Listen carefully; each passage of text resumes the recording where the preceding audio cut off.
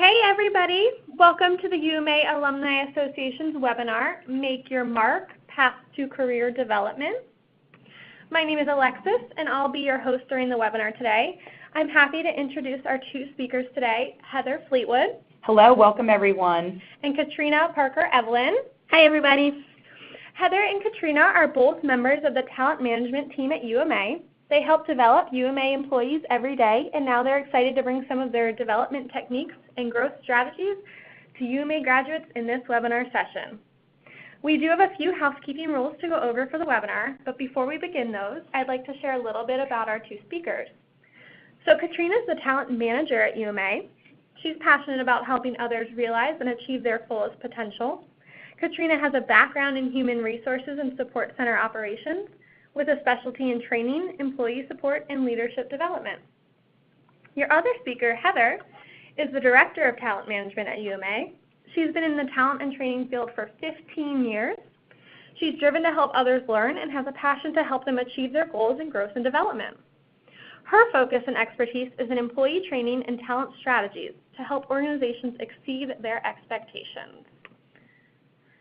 So now that you know a little bit about your two speakers and their backgrounds, we have a few reminders to go over. The presentation will last for roughly 30 to 40 minutes, and then we'll leave some time at the end for a question and answer session.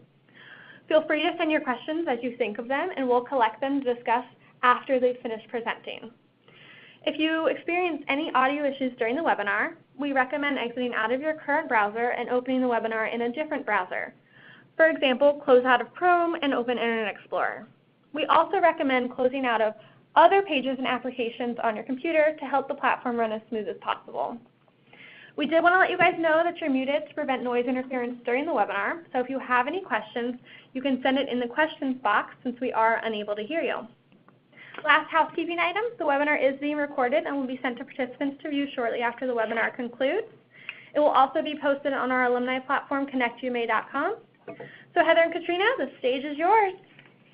Thank you. Hello everyone, and welcome to the Make Your Mark, Paths to Career Development session. We are here to explore the concept of growth and how we can apply new strategies to maintain consistent progress both personally and professionally. In today's session, we're going to cover what growth is and why we need it. We're also going to discuss some of the challenges and roadblocks that can get in our way and keep us from reaching our fullest potential. Then we'll wrap up the session with a review of a few best practices and tools to help us stay on track and measure our growth. You know, I'm excited to discuss this topic. I think the subject is sought after, but how to achieve it, it's not something that's thoroughly discussed. I hope we are able to give you a few nuggets of knowledge to inspire everyone listening to continue their path of growth and development. It's truly a never-ending process. First, let's begin with the definition of growth. Growth is defined as an act or process or a manner of growing. It is development and gradual increase. It's also seen as an ongoing process of the goal that you're trying to achieve. It hasn't yet reached its full growth. Then we have the final version where something has grown to its max. Let's use the seed as an example in this case. We see seeds every day, but it's typically in the more of a complete form as a tree or a plant. However, it starts out in the ground with dirt, with water, and the proper nutrients so it can then grow to its potential of a tree. Our growth is similar in that we are learning new skills and knowledge every day. This takes time, and it's a process over time with practice and application and continuous learning so that you can evolve with your career, your professional, and educational goals. Another example pertaining to growth is Lindsey Vaughn. Lindsey Vaughn began her skiing career as a junior learning the skill. She worked for years to grow and develop in her craft, and it took many changes and adjustments for her to meet her goals of being a ski champion. She changed with time, she adjusted to her environment, and she pressed forward to meet her goals. I think those are both great examples of how growth really works. I'm sure many of us struggle with the idea that growth is a process. I know I do. Sometimes we're simply too concerned with the end product like positions and salaries, but we lose focus on what true growth looks like. It's the experience. Growth is something that's continuous. We limit our growth from the start when we only see it as a single defined thing.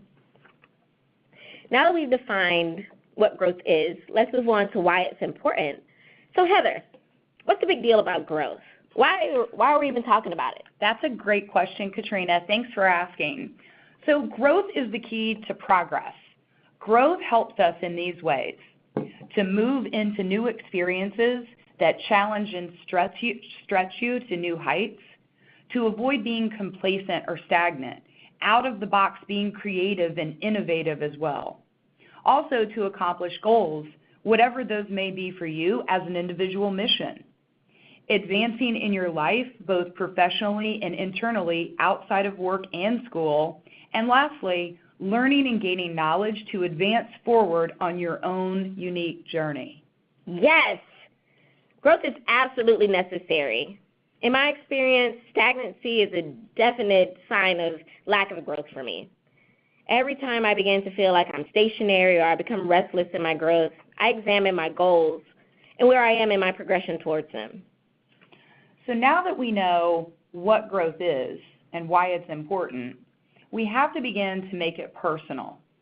So I want you to take a few seconds to reflect on ways that you would like to grow, personally and professionally. Think of 2 to 3 areas for growth. For example, I'm always looking for ways to gain new knowledge and resources in my field of talent development. Even with years of experience, I want to give our employees new ways to grow, and I find industry methods to bring the best to the table. I'm always researching ways that I can grow in my role to share with others and add to my arsenal bag. You know, I think I share a similar perspective. I'm a natural learner, and I love learning new things or expanding my knowledge, especially in my industry. Even though I may have a degree in my field, industries, they're constantly changing, and it's important to make sure that my skills are relevant and competitive. For instance, knowing and understanding leadership is a major aspect to developing employees and leaders within any organization. So one of my goals this year is to increase my knowledge of best practices for leadership and leading people. And as we go further in our session, I hope to share more on these things on what I'm doing to accomplish this. That's great stuff, Katrina. So let's move on to answering the question, how do I grow? We know it's important, but how do we do it? Again, that's a great question. Growth truly starts in the mind. You have to be open and receptive to everything around you that offers growth. Then, align your actions to your growth goals. Remember, growth is active. It's not passive. It requires movement. So, take initiative. Jump in. Ask questions. It's also important to constantly be on the lookout and find new ways to grow. I'm sure many of you listening can relate to this from your own educational experience within UMA. Accomplishing the task of obtaining your degree, it didn't happen because you did nothing. You put your mind to it. You worked for it by putting in hours to complete assignments, contributing to discussions and postings. It works the same way with continuing to grow.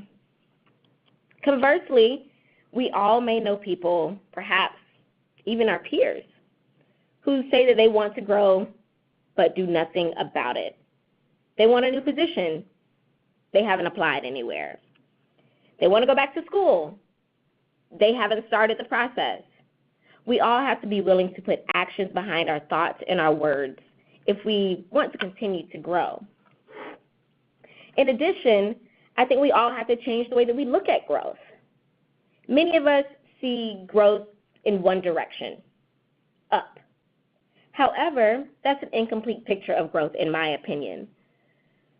When we think about growth, just growing upwardly, we typically focus on the next position, the next salary, yet we can also grow horizontally, meaning we don't need a new position or a salary to grow. We can grow in our knowledge, our experience, and exposure in the professional environment. Exactly. Now let's talk specifically about personal growth. Personal growth is a choice. Personal growth can help you in all areas of your life. It can help you at home and work to open up new opportunities for advancement. Personal growth can help in growing emotionally and mentally to impact your life. It can also help you see your mistakes and negative habits and lead you to correcting and changing them. So look at today versus 2 months emotionally, mentally, socially, in your community and professionally. And let's do a deep dive to self-reflect. What are your habits, your routines, your schedules? We encourage you after this webinar to reflect on your own growth story and those questions. Growing is not a concept where there's a defined finish line. No one will ever be able to truthfully say, I've grown as much as I can. Growth is a continuous process and journey. It contains ups and downs. It's also not limited to your personal life. It can happen in many aspects of the human experience. To reiterate what Heather just said on the last slide, growth can happen personally, professionally, emotionally, in your relationships, and financially, to name a few. Let's take professional growth, for example. If you want to grow professionally, you may think that you're limited to your job and the daily tasks or routines. However, again, that's not true. There are many ways to grow outside of your job function. For instance, you can find a mentor, someone who has a wealth of knowledge, experience in your field that you can learn from. This can be a coworker or a boss or a former boss. You can look into joining a professional community. Typically, these associations, they teach new and trending aspects of your profession, and it's also a great chance to network. But let's say you don't have the time in your schedule to meet or go to a meeting. You can also take advantage of growth opportunities at your fingertips, like listening to online webinars, like this one. Podcast or even reading is still a fundamental option for growth. Yes, and attending webinars like this one are great ways to help yourself grow as well. Honestly, I've been using all of these tools to meet my leadership goal that I mentioned earlier. I have a mentor that I meet regularly to discuss my career, my goals, and how to accomplish them. She gives me incredible insights and provides a perspective to help me navigate my professional path. In addition, I try to read at least one book a month to develop best practices as a leader and developer. Like right now, I'm reading 360 Leader by John Maxwell. I also instituted Podcast Thursdays. And every Thursday, I listen to a leadership podcast during my commute instead of my music. I believe all of these will help me in my journey to be a better leader and successfully impact our employees. However, more importantly, I think that adding some of these or even all of these to your growth plan will definitely increase and expand your professional success. Katrina, those are great examples of ways that you're helping yourself grow. Here are some tools that we suggest that would help you, listeners, to grow. Be willing to gain feedback from others. Listen and learn from people who have been in the same place as you. Also, tell yourself that change is a good thing and accept what comes with it. That's a great point. Changing is truly a part of growth. Even if we think back to the seed example, we can see that change is part of a process. A tree doesn't look like a seed at all. However, it once was. It's the growth of the seed that changes its form. So if we want to grow, we have to expect change. They go hand in hand. Another way to help you grow is to be active versus passive. So be present and act on your own growth. Be a doer and take the proactive stance to reach out to others and learn. Take the initiative that if you do not know something, be willing to find the answer and put in the time and energy for yourself. Also, be accountable. Find an accountability partner. If you can tell them about meeting your goals or what you are doing to achieve them, hold yourself accountable by tracking your efforts, maybe on a calendar. Have a plan. This is also important. Map out your growth goals and what those efforts are that you will put forth to achieve them. Look for samples of these online for free that can help you map out a plan to make your goals happen. And also follow up. Set dates as a personal check-in to follow up on what you've done to achieve your goals. Tell someone about your plans and how far you've come. See what you need to change in order to move forward. Perhaps you are already doing those things that we've just mentioned. So here are a few more tools to take your growth to the even next level. Have a growth conversation with your leader or your accountability partner. Inform this person of your interest to learn from them and how you would like to connect with them about your goals. Take the initiative and show them how much you are interested in their feedback to help you learn even more. I think it's incredibly important to include your leader in your growth goals. They can provide insight as well as opportunities to help you accomplish your goals and move towards growth. Also, most leaders really enjoy hearing their employees' aspirations and tend to embrace these types of conversations. Another tool is to locate ways to learn and apply. Like try learning a new skill. Make connections and network with people. Finally, lead the charge for your career. Do your research. Look online for massive amounts of free templates on resumes, interviewing tools, communication tips, or any topic that you need help with. For instance, UMA's Pinterest account has great tips that you can use on your career path and growth journey. Also, locate career counseling resources that use information in your plans. Ask questions and take an active role in learning from others. TED Talks on achieving your best goals are a great resource. Other free resources like Inc. Magazine, Forbes Best Practices, and Career Support are a good starting place. But you have to remember that your journey for growth will put you in uncomfortable places. You have to be willing to take a step out of your comfort zone. There may be many times when you fail, but the key is not to let that stop your growth.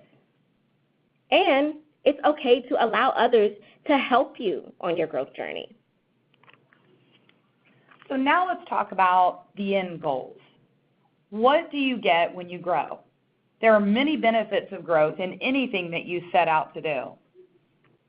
It will help you grow, expand your learning, gain new skills, and help you develop more connections with others. There are so many positives of growing, and they will help you in all areas of your life. For example, if you put in the time and energy to land that job that you want, and you have now met that goal, you will have a sense of accomplishment, your finances could be impacted, you're on course to your career path. You also now have the skills to continue growing in future goals since you've met your current ones. Very true. However, one thing we have not acknowledged is that growth is not always easy, and we'll likely face obstacles and hurdles. Some of these may look like our own unwillingness. We mentioned earlier that we may know people who say they want to grow but do nothing. What if we are those people? I think if this is the case, we have to determine the root cause of this reluctance. You might be afraid, overwhelmed, stubborn, or just plain comfortable. We have to see why, and addressing the root cause will help us to move out of our own way. Those are great points, Katrina.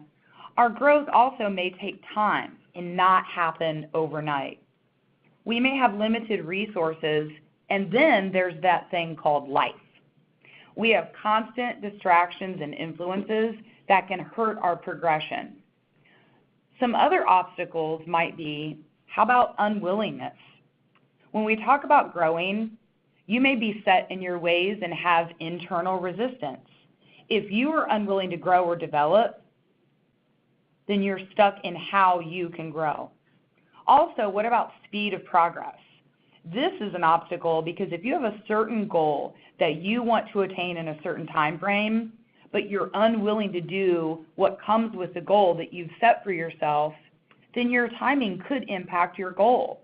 For example, if you want to obtain a promotion 1 year from now, but you don't do anything to take action within that year, then your results won't change. Also, we talked about this earlier, the passive versus active. This can be an obstacle when achieving your goals if you take a passive role. You need to take an active role. Be proactive to reach your goals. The key is being proactive and taking initiative to meet your goals. Also, distractions and negativity. 90% of achieving your goals is mental.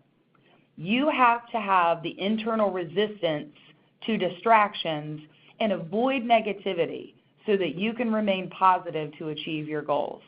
And let's face it, adversity will come. When you do face adversity, you have to handle that with a positive outlook mentally. You also need to have confidence to overcome distractions and negativity. So let's talk about your barriers and obstacles and how we can overcome them in order to grow. Take a few seconds to think about any barriers or obstacles that you might face in your growth. What can you do to overcome these? In my career, I always looked for new training to help me in my roles. I also worked very hard to balance a full-time traveling role with my master's degree. It was hard. I didn't sleep very much, but I had to push through. But in the end, it helped me with technology and for my future roles, and it allowed me to gain a whole new area of the industry that I'm in. Also, when I go out and look for new ways to make training great for employees, the payoff comes when I see the impact of our work.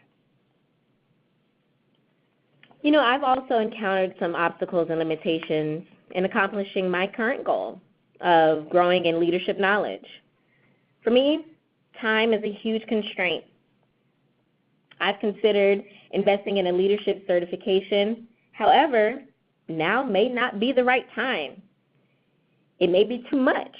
Yet, even if now is not the right time, I can still grow in my understanding of leadership and best practices through other means. So now let's discuss how you track your growth. We have a few recommendations for you. 1, use your calendar to show your progress. Track your goals on a simple monthly calendar and what steps you're making to get your goals. We also mentioned accountability partners. Find someone who you trust that is happy to see you succeed and share with them your progress so that you're committing to another person about your efforts. Also, ask for feedback. Talk to people about goal setting. Reach out to people at UMA or on LinkedIn and online groups that can share in your plan to meet your goals.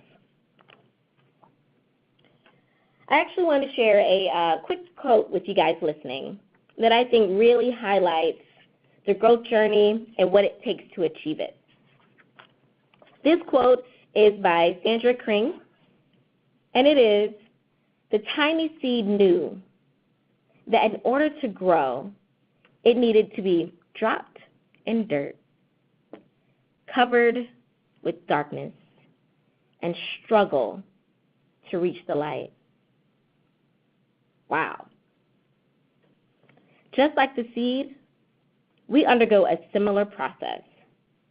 We have challenges and darkness in our lives that seems like an obstacle to our growth. But it's those experiences that help us to learn and develop into who we are. I love that quote and the meaning behind it. So now let's review what we've covered today in a quick summary.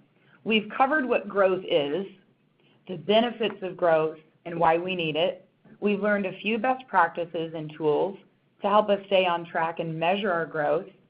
We discussed some of the challenges and roadblocks that can get in our way and keep us from reaching our fullest potential. And we've discussed ways to apply and track our growth. So now we'll pass it back to Alexis before we open the floor for some questions. Thank you guys so much. That was awesome. I'm going to implement some of those tips myself. We do already have a few questions, but before we get into that, we do want to let you guys know that if you're not on our alumni platform, Connect UMA, we encourage you to join. You can network with other grads. We do post career tips and job interview tips and just life tips, so there's some good content on there that you guys can utilize as you continue to grow.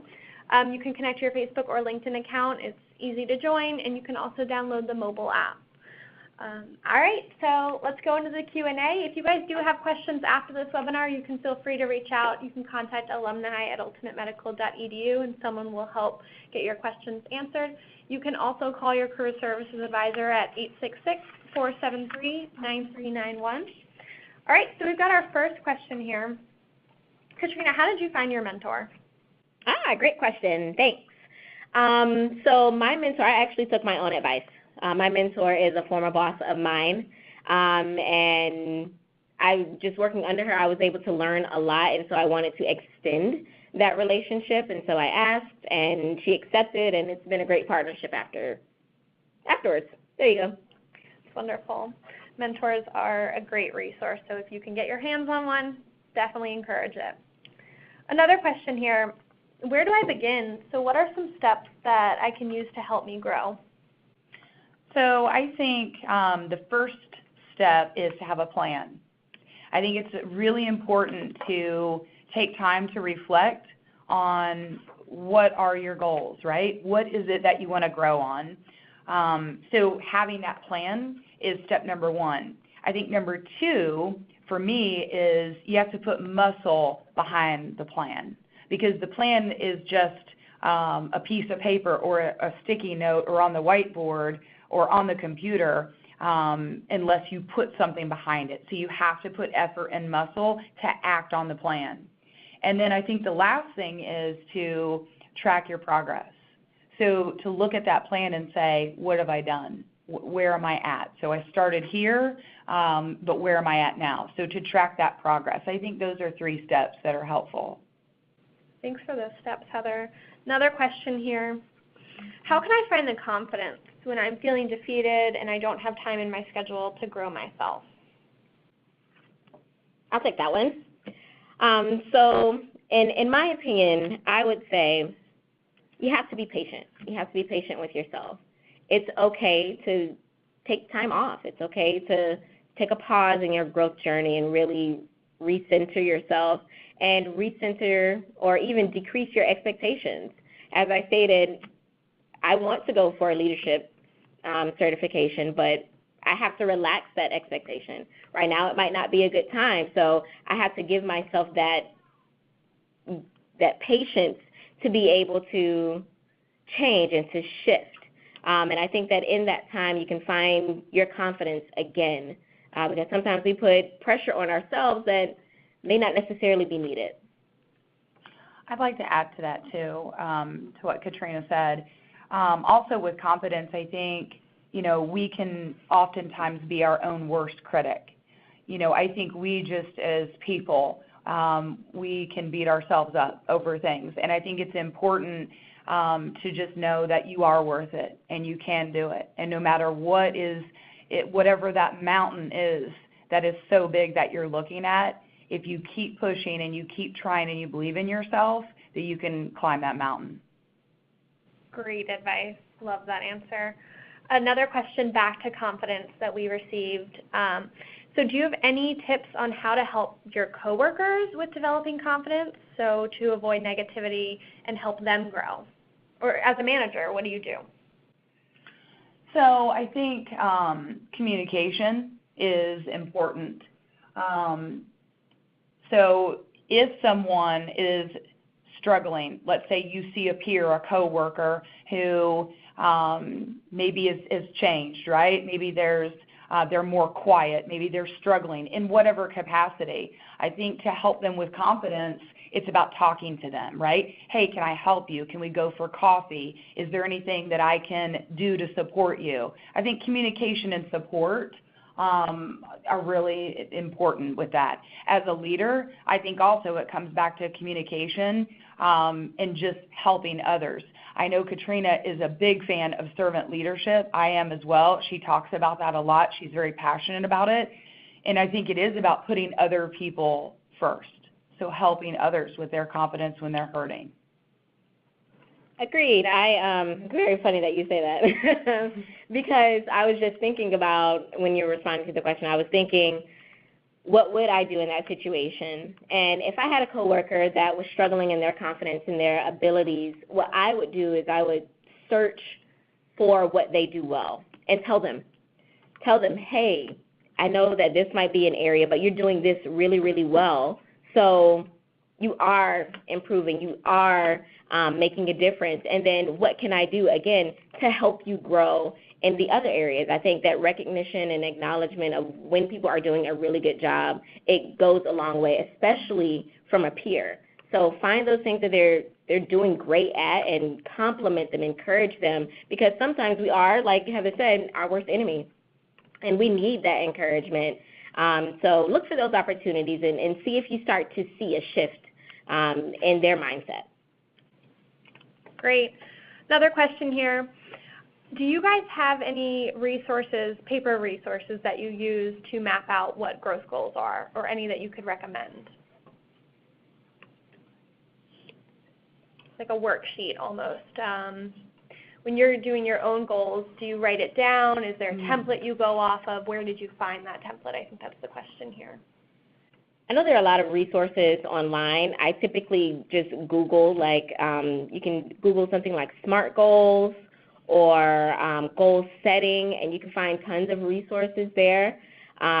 Basically, when I was setting my goals for the year, I just wrote in my journal, and I said, hey, these are the areas that I want to focus on, and then I identified the steps that I was going to take to improve on those. For instance, I'm going to read a book every month, and then I would tell myself, okay, at June, check in, see if you've read all your books, see if you read 6 books. I did not meet that goal, but I'm still working towards it. So I just think some of those opportunities, just online, it's tons of resources. I love that you mentioned SMART goals. Can you just touch on that really quick in case not all the listeners know what that is? Sure. A SMART goal is it's a format for creating a goal or a goal statement. SMART is an acronym. It stands for specific, measurable, attainable, reasonable, I believe, and then time-based. And so if you kind of point in all of those facets into your goal statement, that's how you create a SMART goal. And Heather, if you want to add anything to the definition, by all means. So I think you did a great job on the definition. Thank you. Perfect. I do want to add, Katrina said that she writes in her journal, and I do something similar. I think that, at our desk, in our offices, we have the SMART goals. We work on our development plans. It's very structured. But for me personally, I need something that I can see and take with me. So I just get a piece of paper, and I will write my goals down. Sometimes I'll type it in a Word document, and then I keep that with me. So if it's in my notebook when I'm traveling to meetings, I'll take it home with me. And then sometimes I might even just put like a sticky note on my fridge, just so that I can see that it's visible. Because for me, I know if I see it, I'm more likely to do it, rather than if I just say it. There's more of a tendency for it to drop off. So for me, I'm a visual person, and I need to see it all the time. So that helps me. Yeah, that's great. Another question here. So how can we grow professionally if we're not currently in a position? So if you're not getting that hands-on experience in a professional environment, what can you do to still grow yourself? Honestly, for me, I think that just looking at a position, it really limits our perspective. You can network, get to know different people. If there's a professional organization around maybe your industry or what your specific job is or where you're looking to grow, join that community. Talk to people that are in that particular industry or area. Also, I'm a huge fan of reading. And if you don't read, there are tons of resources on YouTube and videos that you can watch to continue to grow. And it can be industry or skill specific. So there are so many other areas where you can just reach and learn something. And having that learning mindset, you're always going to be looking for opportunities to grow. I think also to add to what Katrina said, I'm also an avid reader, and I'm also looking for, I'm that person, I guess you could call me scrappy, resourceful would probably be the technical term. So if I'm not in a position where I'm meeting my goal or there's this obstacle in front of me, and in this case, if you're not in the role, I absolutely agree with Katrina said, and there are so many things out there that you can still gain for new knowledge.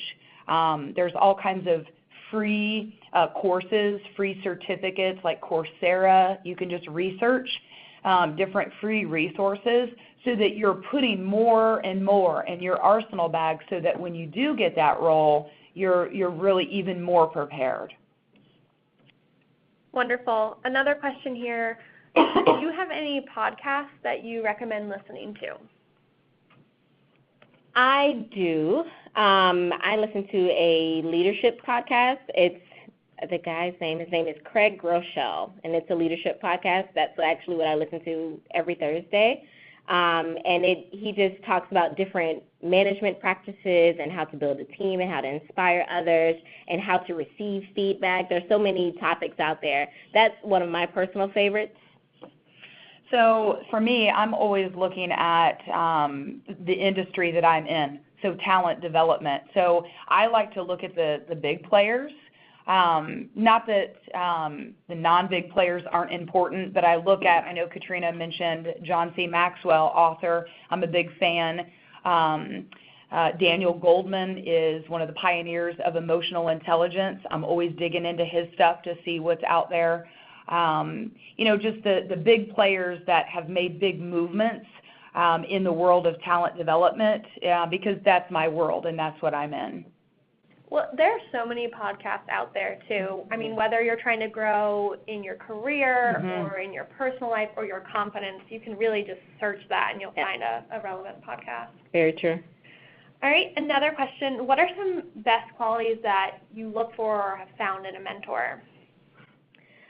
For me, in my mentor search, I was looking for someone who had experience in my field, someone who had a wealth of knowledge, but I think those are kind of surface.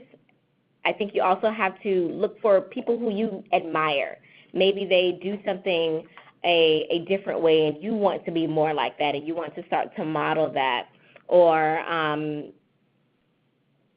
perhaps maybe they speak very well. You're like, well, I want to do that. So look for qualities that you, one, want to grow in, two, things that you admire, because that's going to really foster a good, productive mentorship relationship. Those are probably my main points about finding a mentor. I agree. So during my tenure, I have had people that were mentors to me, and there are a couple of things that have stood out that have impacted me, and one of them in particular, exactly what Katrina said, it's looking for, those things in those people that ignite something in us. And I've had people who have influenced me in the world of community service, and seeing them be so successful being servant leaders, I watched that, And I've taken that on, the community social responsibility, because I love it, I enjoy it. And that always helped me to look at that and say, I see this person is so successful, and it's life is more than just them. And I admire that, and that's helped me in my career to bring that into my roles as well in my work. Fantastic. Another question here. When one is setting goals, do you find it wise to start with a small goal rather than a big goal? What do you guys recommend? I think that, for me personally, I think it can go either way depending on what your goal is. If it is a larger goal, what I would recommend is breaking that down into small steps, working towards that goal. Like, for instance, I think that learning more about leadership, that's pretty big and kind of ambiguous. It's vague. So what I said is I want to focus on leadership quality, so I want to read more, I want to do things like that. So you can set it into smaller steps to getting there versus just seeing that large, big goal. You have a large, big goal, but now let's look at the small steps to get towards that goal. Yeah, I agree. I think sometimes if you put something too big in front of you, it might be more challenging to get to that rather than, okay, what are the 3 things I can do to help me towards that big goal? Bite-sized nuggets. I like bite-sized nuggets. Great. So we talked about some of your favorite podcasts. Do you have any specific books that you might recommend to help you grow?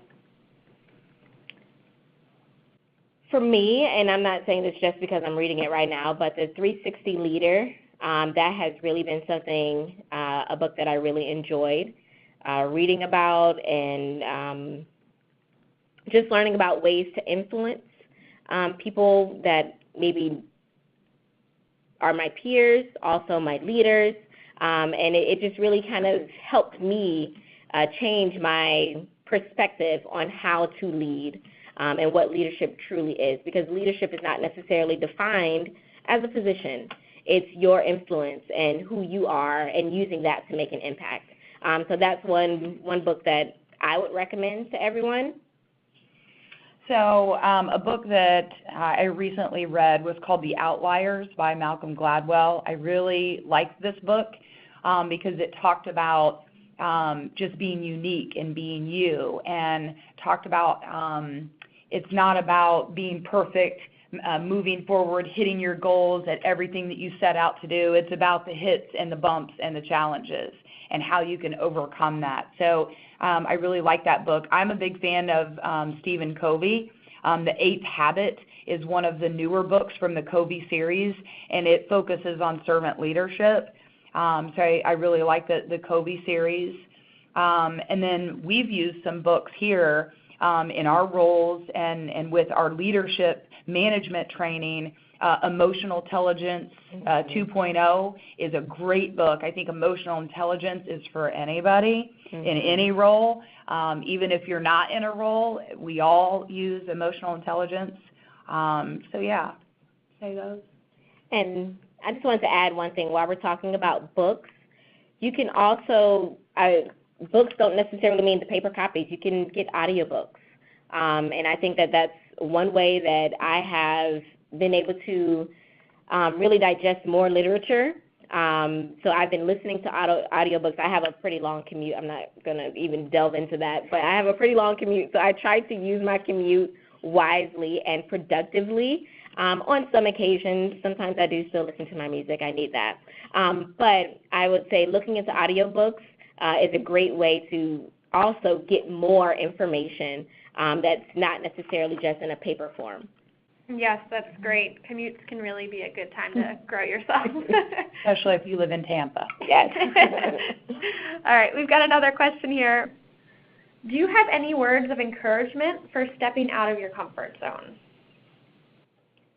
Well, what I would say, how I respond to that is stepping out of your comfort zone, it's scary. I would not lie. It's scary and you're nervous, but be brave.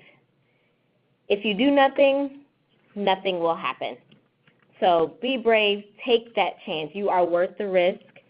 And I think it would just end up, even if you may not get the growth opportunity that you're looking for, the experience itself will help you grow as a person, both professionally, personally, and how you respond to adversity. So my encouraging word is just be brave. Do it. You can do it. We've got a question here about obstacles, so procrastination specifically. How do you, or what suggestions can you give to overcome the challenge of procrastination? With procrastination, I will let you know that I am a victim. Me too. I am a victim of procrastination. I think it's just part of naturally being human. But I'll say what I've done is I may have put a time limit around certain things. For instance, I know that I can push off reading, but if I say I have to read one chapter a day, that will help push me. It limits what I have to do and it focuses my attention. Also, I would say just doing it is one of the best ways to get it done, is just actually, okay, do I need to watch TV right now? No. I can work towards my growth goal in this way, and setting aside some time and making that decision to do it. I think also for me, and yes, I'm guilty as well, for me it is taking away the temptation of distractions. So sometimes I will turn my phone off. As hard as that is, because I think we're so connected with our phones and our electronics and TV, as Katrina mentioned, but there are times when I know that if I have something that I need to get done, I will just turn the phone off, or I'll put it in a different room and the TV goes off, right? Because I know if the TV is on in the background, I'm probably going to sit down and watch it at some point. So taking away the temptations for distractions helps me. Perfect. Agreed, 100%. We actually have a comment here, not a question, but kind of related to that. Just one of the participants on the line saying, if you want it bad enough, you'll really just put the work into it. Mm-hmm. So I thought that was absolutely. That is such a true statement. If you want it bad enough, you're going to do it. That should be a bumper sticker. I think I'm going to put that on my fridge. I love it. All right, another question here. Is it okay to use what I learned at UMA in another career that I have the opportunity to be involved in? So I'm thinking that they're talking about like switching industries. So can you use that, what you learned in one industry, to shift to another? Absolutely. I think that, in my opinion, when I see that question, I think of it as looking at growth horizontally. You can build your skills so that they are transferable, not only just to positions, but industries and skill sets. So just because you might have your education in one field doesn't mean that you can't use what you've learned and apply it to a new field, or either an old field, or even a household task. All of these skills can be implemented in different ways. So absolutely, I say go for it. Great. We've got another question here. So how do I avoid from becoming discouraged when it seems like I can't get the position that I'm really wanting? I think that the word that comes to mind when I see that question is perseverance. But also, I'm going to second what Katrina said earlier about courage, because I think if you are persistent and you just keep going and you don't give up and you have that courage, even as hard as it is, I think you're going to come out a winner. It is challenging and it's hard, and I'm sure that it looks like there's that big mountain to climb, right? Because you want that job and you know you're qualified and you can see yourself in that job. And for whatever reason, it didn't happen, but that doesn't mean that it's not going to happen the next time. So I think it builds character, it builds endurance, and it builds tenacity if you just say it didn't happen, but I'm going to give 110% every time until I get it.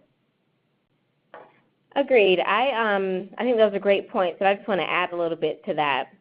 I think that it's fair to say that probably a lot of us have been in that situation where we are looking for a position and it is just not coming to fruition. And it's a hard spot to be in because you may know that you're qualified for it, but the opportunity is just not there. When I've encountered these type of situations, here's some things that I've done. One, I've asked for feedback. If it is an internal position within your company or organization, perhaps go to the person that interviewed you or go to your manager or leader and say, I don't know why I didn't get it. Can you help me see why? What do I need to improve in? And that can start your growth conversation. That can start your growth journey because you're willing to get that feedback. So be open to feedback. In addition to that, I think there's also, it's fair to say that you have to be patient with yourself. Sometimes we may put certain timelines on our goals, and I need to be a manager by the time I am 31.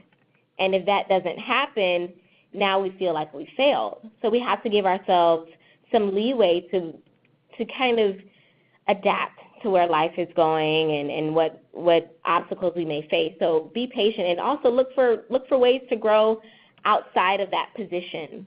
Maybe extend your skill set a little bit, learn a new task, learn a new piece of a role, and that will make you even more qualified when the next opportunity arises.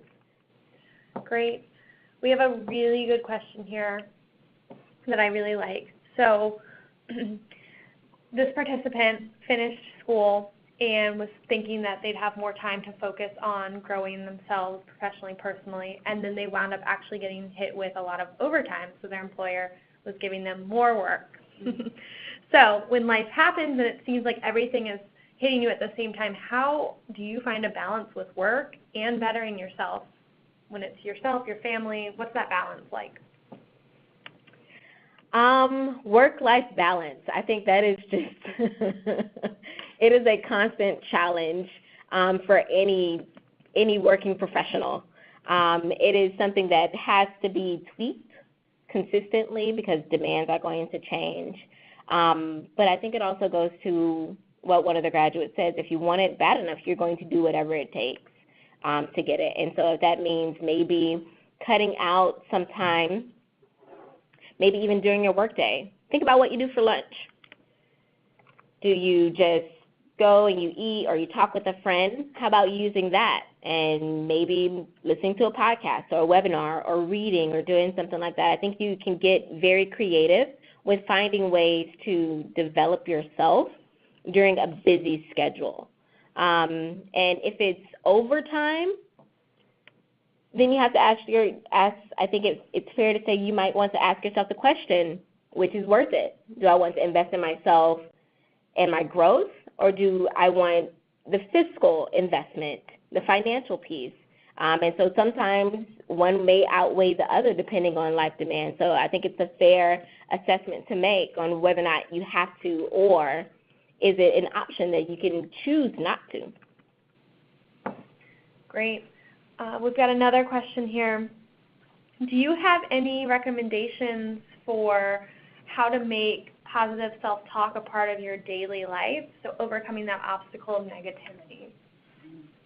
I like to put quotes on sticky notes on my computer. I'm a visual person, so I'm always writing quotes. I have a little small dry erase board. I love whiteboards, so I'm always writing quotes on whiteboards. So anywhere I can write little positive quotes that I can see it, that always helps me. I love that tip. Agreed. And I think, sometimes you just have to look in the mirror and say, you got this. I think that's a fair statement. Encourage yourself, look in the mirror, say, I am confident, I can do this, I am knowledgeable, and you just kind of pump yourself up. You can take maybe like 5 minutes or so. And I would say you can Google like affirmations, self-affirmations or self-declarations, and there are tons of different types that you can use to really pump yourself up and get yourself in the mindset that will enable and increase your growth. The other thing that I would like to add to that is I think we just as people have a tendency to be hard on ourselves, right? Like we can be self-critical. And I think that it is also helpful to just give yourself a break every once in a while, right? Pat yourself on the back, as silly as it seems, but to say, I'm trying. I'm doing the best that I can. So maybe you take a walk, maybe you take a drive, maybe you go somewhere, your happy place. You know, maybe you walk around the mall, maybe you sit outside at a park bench. You know, whatever it is to give yourself a little present, I think can help you when you're facing challenges. Yeah, we actually just got a comment in here that you just always have to give yourself a pep talk. Agreed. Mm-hmm. It's good. All right, another question here. What is a good time frame?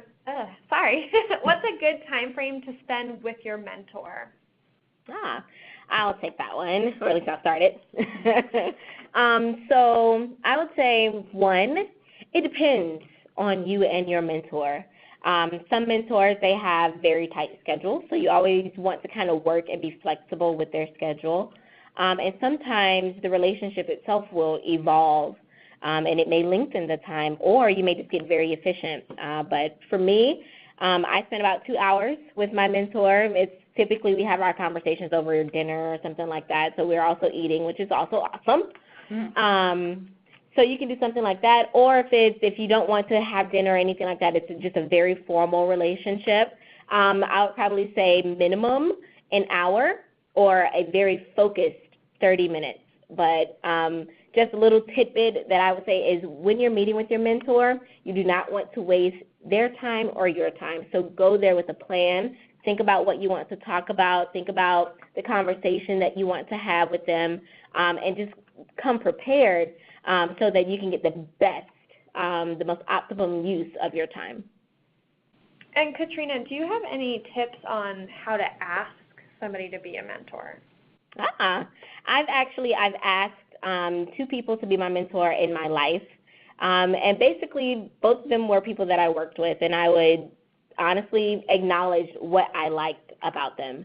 I like your leadership style. I want to learn to be more of a leader like you, and to maybe have that courage or anything like that. And then that gives you a nice segue. So I was thinking, would you mind mentoring me? Would you mind giving me some advice? And, we can be flexible on the schedule, but I really love your input and being able to grow myself to be the type of professional that I want to be. So I always say that. It tends to warm them up really nicely. Okay. Question on any advice that you guys can give to professionally grow to get that job that you really desire. We talked about this earlier, having a plan, right? I think that is key. You have to be very strategic when it comes to your career development, your career goals, and what you're after, right? So keeping the end goal in mind. Have that, you've already have that job in mind, this is what I want, this is the role that I'm after, you have to be very strategic in the movements that are going to get you there. So having that stellar resume, researching things online that are going to help you stand out from the competition, making sure that you practice interview questions, forwards and backwards and up and down, right? Practice. So it really just comes to that full package that's going to set you apart from anybody else, so that when you're ready to interview for that dream job, you are locked and loaded as much as you can be. And I think, doing things different than other people, I think goes a long way. I know of an individual that I worked with in the past, wanted his dream job with a company, and their company colors were orange and white. And it was all about being orange. Being orange was this tagline for this company. And it was a very big company, and he really wanted this job. And so underneath his suit, he wore an orange T-shirt, and when they asked him at the end of the interview, do you have anything else that you'd like to add, he just picked the shirt up a little bit from his neck and said, I'm already orange. So it was hidden, it was something different, and it set him apart. Not that you have to go out and buy an orange T-shirt, but I'm just saying something different to set you apart is really going to help you to be the leader of the pack when it comes time for them to make the decision. I agree with all of that. I would say some things that I've done when really trying to get to that next goal is Google job descriptions. Look at the job description for the position that you want. Google it, see what employers are looking for, and see if you have those experiences. And that's where it comes into horizontal growth. If you do not have those experiences, while you're in the position that you're in, look for opportunities to get them. Look for opportunities to gain that insight, to gain that experience. So now when you're ready, or when that position happens, you are even more prepared. You are the best candidate for it. So that's just one practical way that I've been able to really kind of look at different positions and figure out where I need to grow in order to get the next position, is to find out what experiences am I missing, what opportunities am I missing that position requires. Thank you for that add-on, Katrina. Another question here about obstacles. So an obstacle of balancing your, we kind of already touched on this, work, family life, but when you're so stressed out that it discourages your daily growth, do you have any tips to just overcome that stress? That's a good question. So overcoming the stress of life and how it can impact your growth. Honestly, I think it depends on, one, how we individually deal with stress. Sometimes it may be like what Heather said, I need to take a break. I need to get a walk in the park. Maybe mom needs alone time. If you have someone there to help you, lean on them. Say, hey, I just need an hour just to really focus on my growth. And that's really where an accountability partner can really work with you, because they may be able to give you those opportunities. I don't know if it could be your parents or your partners or spouses. Let them help you. Let them be part of that journey. Let them in on that journey. Hey, this is what I'm focusing on. Can you help me here? And perhaps that can help you get a little bit of that stress relief, so that all those responsibilities aren't necessarily piling up on you. They are now committed to your journey as well. The other thing that I would like to add about that is, whatever you do, don't sequester yourself alone, because I think that you can easily get in the danger zone if you just become wrapped up in your hurts, your stress, your challenges, your fears, and you just take it all by yourself, right? To shut the door, don't go anywhere, don't talk to anybody, that's the worst thing that you can do. So one of the things that helps me when I get stressed is I talk. I'm already an extrovert, and talking is easy for me, but when I'm stressed or I'm hurt, I talk to somebody that I trust to get it out. So I would say, whatever you do, don't bottle it up. Somebody has probably gone through what you're going through right now, and just talk to somebody so that you don't take it all by yourself. Great. We've got a few final questions here before we wrap up. Question: when it comes to personal goals, what do you guys think about including your children and your spouse so that you're not leaving anybody out when you're setting those goals for yourself? I will say this, and I'll be a bit more transparent.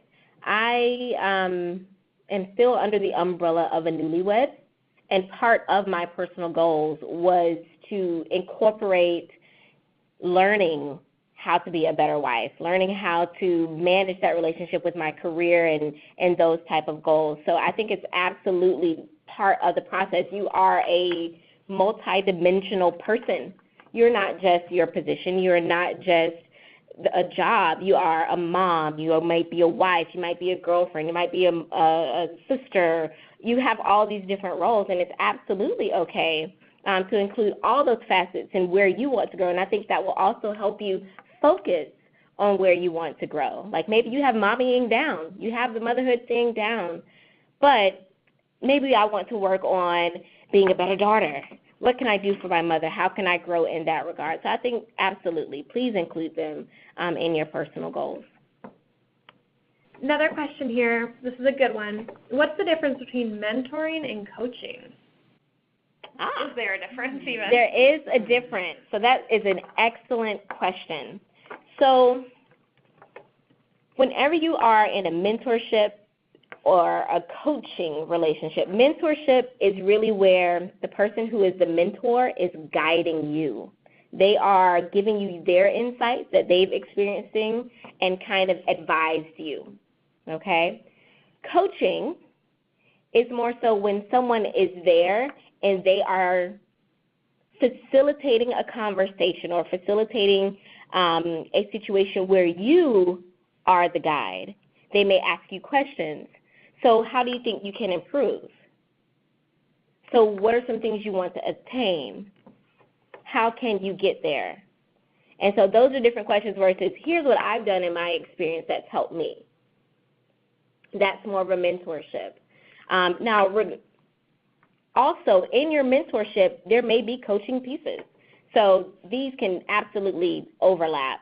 But in my experience, that's how the different conversations feel. I also think that the difference between mentoring and coaching comes when you talk about the time duration. So mentoring could be an ongoing relationship that goes for a longer period of time, where coaching might have a set duration of time. And then also the focus on the mentoring is really that personal development, but coaching sometimes has a specific project or task or element that you're coaching that individual with, or on, rather. Yep. Next question. So what do you do, or any tips if you're overqualified for a job? How can you continue to move upwards and grow? And I know you talked about horizontal growth, but what if your goal really is that new next position? For me, and I'm sure Hez may want to say something else as well, but for me, whenever presented with the idea of overqualification, I think that can always be talked to. Yes, I may have experience in this field. However, I am looking to learn more. I think approaching, especially during an interview session, if you approach it with a learning mindset, there are still some things that I can learn in this field that I am interested in. I think that shows, one, that yes, you have experience, but talks to the point that there is still more to learn about a particular area. That's just my take on it. Yeah, I think that, again, we talked about this earlier, persistence is going to play a key role in this, because if you are after a certain job or you're looking for certain jobs in a field, and you feel that you're being told on a regular basis that you're overqualified, take it to the next level, right? So look out there and see if there's something that's still in that arena, but it's a higher level. Eventually, that persistence is going to pay off. If you keep at it, the right job, the right fit with the right company, with the right people, that is a great match for you will happen. But the key is you can't give up. You can't say, this isn't working. I just keep being told I'm overqualified, because somebody out there wants the uniqueness that only you have. So I would say just keep at it. Make sure you have a stellar resume. Do something different that you stand out. And the persistence is key. Awesome. Thank you both. That's all that we have time for with questions tonight. I will end on this comment that we got. You never know your highest potential until you step out. Yes. Reiterating everything you guys said. I have a quote. Can I end on a quote? I would be happy for you to end on a quote. So I saw this today when Katrina and I were talking about this webinar, and I thought I would share it. Mirror, mirror on the wall, I'll always get up after I fall. And whether I run, walk, or have to crawl, I'll set my goals and achieve them all. Woo! Thank you, ladies, so much. It was a great webinar session, and we really enjoyed it. Awesome. Thank you. Thank you.